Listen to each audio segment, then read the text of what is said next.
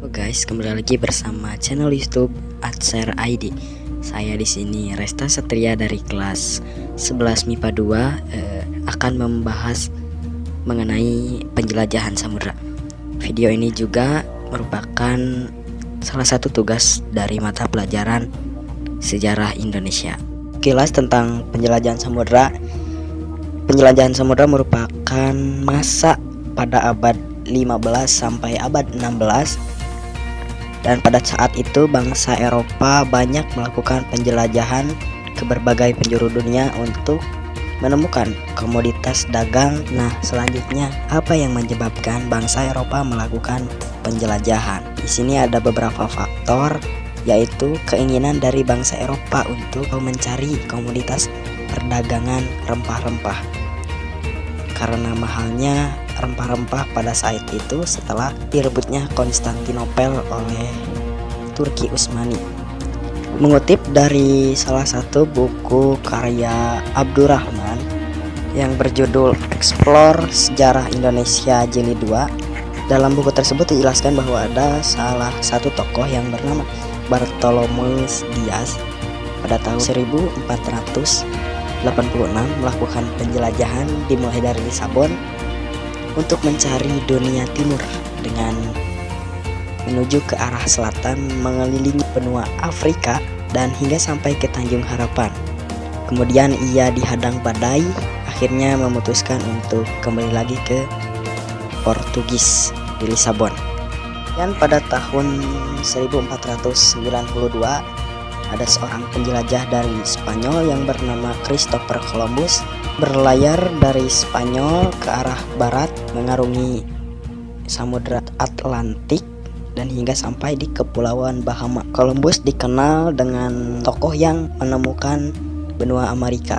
Setelah penjelajahan ini dilakukan, banyak bangsa Eropa yang mulai berdatangan ke benua Amerika untuk membangun kawasan koloni. Kemudian tokoh Vasco da Gama pada tahun 1497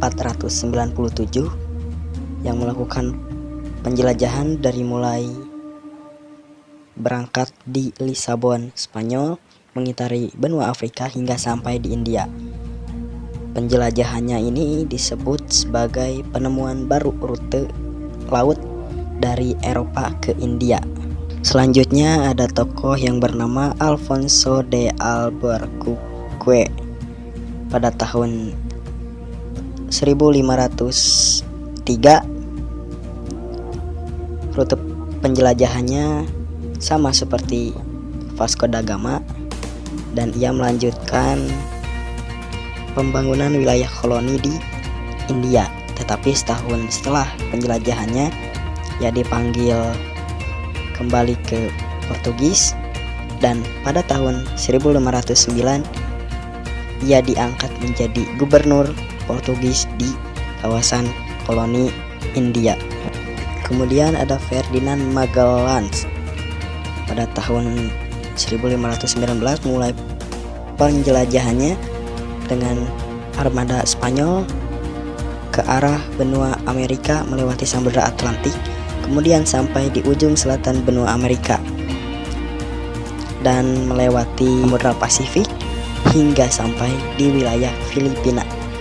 Namun pada tahun 1521 Magellan meninggal di Filipina. Dalam pelayanan tersebut diteruskan oleh tokoh yang bernama Juan Sebastian de Elcano yang sebelumnya ikut dalam pelayaran Magellan. Pada tahun 1521 armada Spanyol yang dilanjutkan oleh de Elcano sampai di Kepulauan Maluku dan meneruskan pelayarannya hingga sampai di Tanjung Harapan pada tahun 1522 dan sampai di Spanyol. Mungkin sekian sekilas mengenai penjelajahan samudra. Mohon maaf apabila banyak kekurangan dalam penyampaiannya. Terima kasih.